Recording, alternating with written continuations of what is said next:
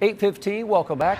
Cases of a parasite making people sick across the country is now growing, including in the Carolinas. Mecklenburg County health leaders have reported at least 18 cases of this illness. Scientists now believe the likely source of the outbreak is lettuce or salad greens.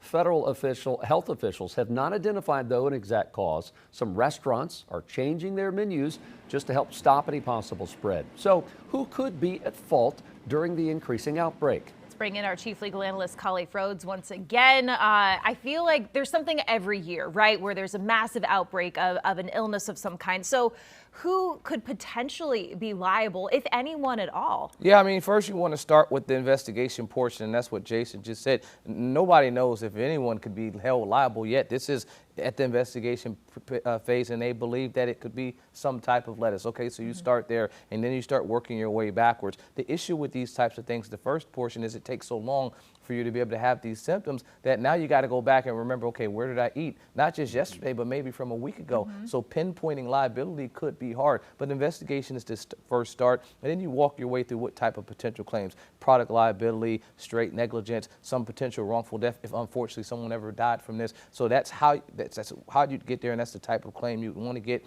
And then it depends on where in the chain the illness started. If it started at the supplier level, then it's going to be a products liability case, right? You'd say, well, you guys knew or should have known. But the hardest portion of any of that will be causation. We talk about it here all the time: duty, breach, causation, and damages. That causation is that pinpointing.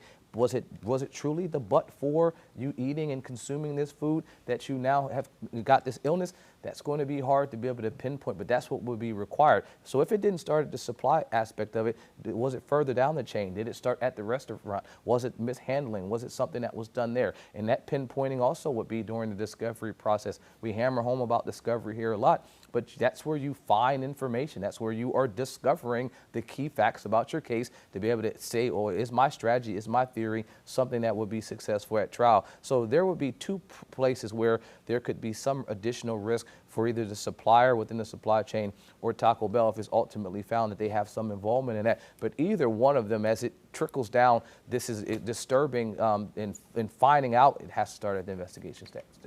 And one of the companies who are being investigated is Taco Bell. Now, whether or not we find, if we're not saying there's any connection at all, but they're at least looking at it, right? Taco Bell has removed some items on their menu just to kind of keep things safe, try to get ahead of the game here.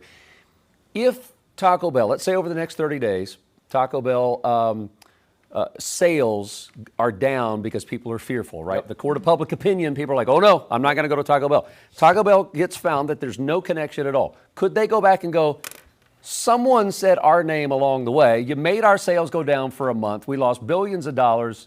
I mean, is that too weak of a defamation? No, it wouldn't be defamation. There's a couple angles you could go there, and it would be either a negligent interference with a business interest or intentional interference with a business interest. That would be the angle that you would, but you'd have to point to someone or some entity that was intentionally doing this if you were going with the standard form. If it was negligent, it would be back to you knew or should have known that you made this statement that had the potential to hurt my business, but you still made it anyway.